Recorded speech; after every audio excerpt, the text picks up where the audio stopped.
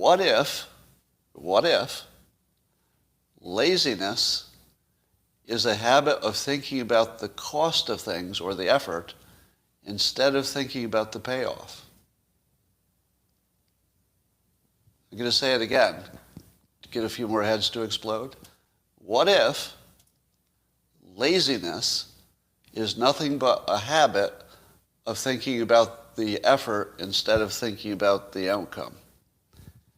What if you could reverse laziness by simply developing a habit of thinking more about the, let's say, the delicious food that you would like to enjoy instead of how long it would take you to get up and go get it? But the real question is, if you were to test this at home and try to see if you can think more about the good outcome and less about the work, would you get it done? Why is it that people have a second child?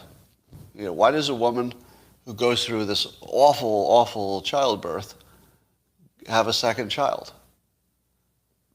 Don't they always say the same thing? If I remembered how bad this was, I wouldn't do it again. Right? So the not thinking about the effort is vital to actually the survival of humanity.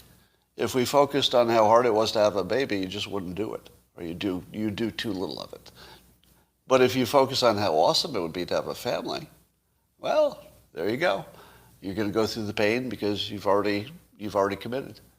Am I ambitious, or do I simply have a thinking habit which produces dopamine because I'm thinking about the positive outcome?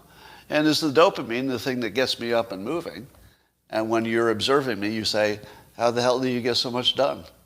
And how do I do it? I think it's just this. When I think of all the things I do, I think about them in terms of their benefits. So here's your tip. It's going to change some of your lives. Think about the positive, not about the work, and see what that does to you.